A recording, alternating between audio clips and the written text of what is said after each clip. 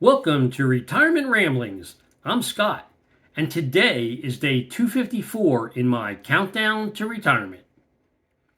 So, started off the day with an update from my mom on my brother-in-law that lives in South Florida. He was admitted last night to the hospital with elevated glucose readings, so they had to give him insulin shots, and they're running a bunch of tests. So hopefully everything will be okay with him. And then my mom also went and had her semi-annual visit with her cardiologist to check on, on her health, and everything was good there, so she doesn't have to go back for another 6 months. And then did my normal work for the day, and then once 4 o'clock rolled around, I got a chance to check on the markets and see how things progressed for today. And following the close, I saw that the Dow rebounded 1,016 points, or 2.66%.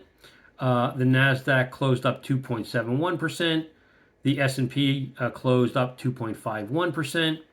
The Russell closed up 2.71%. So basically, they were all reversing yesterday's declines. Gold closed down at $3,435.10 a troy ounce, and crude closed up 1.58% at 62.69. And I sat down on the couch after the market closed because my wife and talked to my wife. I mean, she's been concerned about what's happening in the market, all the volatility, and do I really have enough money out of the market to be able to weather an extended downturn, if I retire at the end of the year, which is my plan. And so we sat down on the couch, and I started walking her through kind of what we have. And so based on the close today, looking at, and I excluded my 401k at work from the conversation, and just looked at our retirement funds that we have in IRAs and Roth, so traditional IRAs and Roth accounts. And our current mix is 63.31% equities, 28.99% fixed income, 7.71% cash. So based on the cash and cash equivalents and what our annual expenses are, I feel like that allocation gives us approximately 5 years worth of expenses, which should be enough for me to, or very close to enough for me to bridge to Social Security. I don't plan on taking Social Security till I turn 70. When I retire, I'll be halfway through the year to my 65th birthday. And so, basically, as long as I have 5 to 5.5 years of cash or cash equivalents, I'll be able to bridge until we have, the annuity stream, if you will, coming in from my Social Security to supplement her Social Security, on our living expense for our living expenses. And then I've been building up an emergency fund. Years ago I used to call it an FU fund. So if something happened and I needed to be able to leave a job for whatever the reason was, I would have enough money to cover us till I found another similarly paying type of a job. And so I have approximately 2 years of living expenses in that emergency fund. And then I have a travel fund that I set up to do the bucket list travel that I want to do once I retire. My wife always says she's just coming along for the ride because travel, while she likes going places and stuff, it's not like something that she would have really as something to do in retirement necessarily, but it's something that I really want to do, and so I plan the trips. I go over things with her, try to make sure that things that we're doing while we're away are things that she wants to do and would like to do, but she's not really into the planning of any kind of travel or whatever. She just, as she says, tags along and she likes it. So anyway, I've been saving up for these bucket list trips, to be able to fund like somewhere around 7 to 10 significant trips, in our go-go years, if you will, of retirement. And while I for sure wouldn't like using that money for just paying general bills because, you know, of a market downturn, kind of like Mike Tyson used to say, everyone has a plan until they get punched in the face.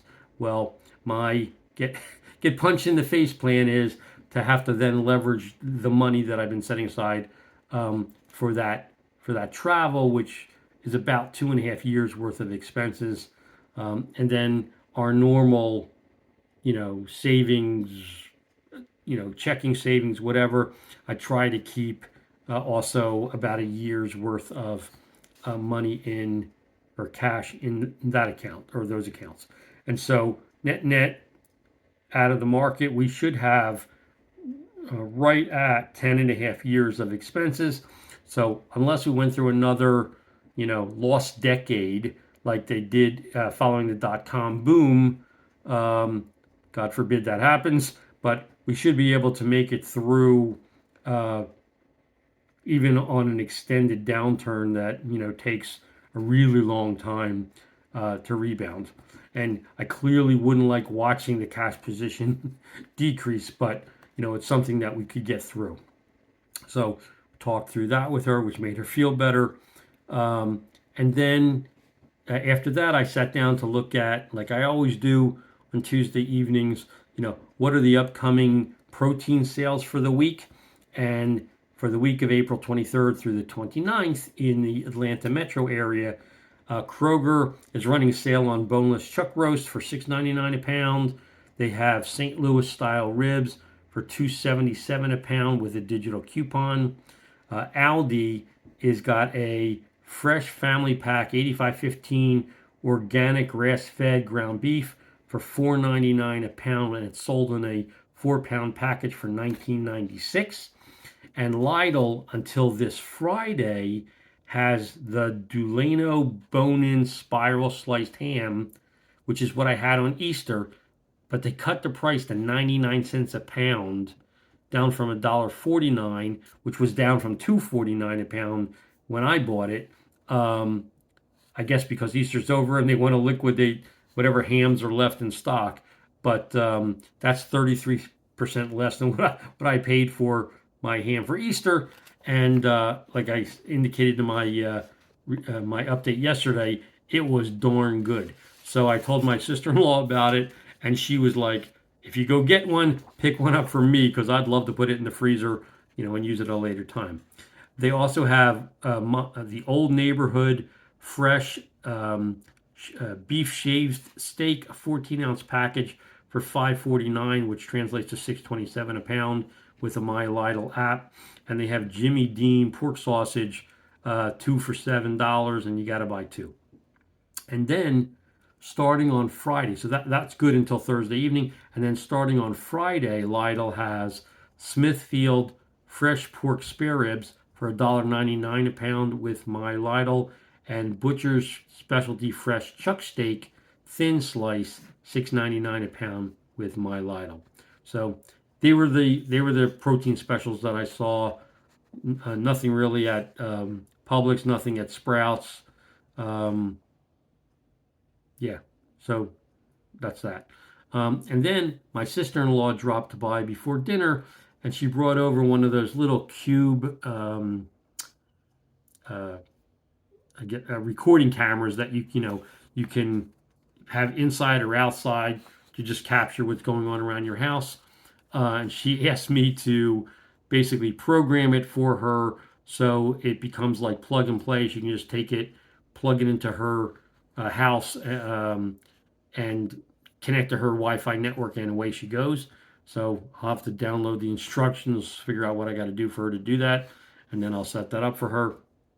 And then for dinner, my wife just wanted something light, so we decided that I would just cook some of the Publix hot sausages on the grill, which is what I did, and then had that with she had mashed potatoes, and I had broccoli, and we watched the NBC Nightly News with Lester Holt, which we almost never do, but we did that while we were eating, and then that was followed up by watching Jeopardy, which this with this really young guy on there who reminds me of Jim Parkin.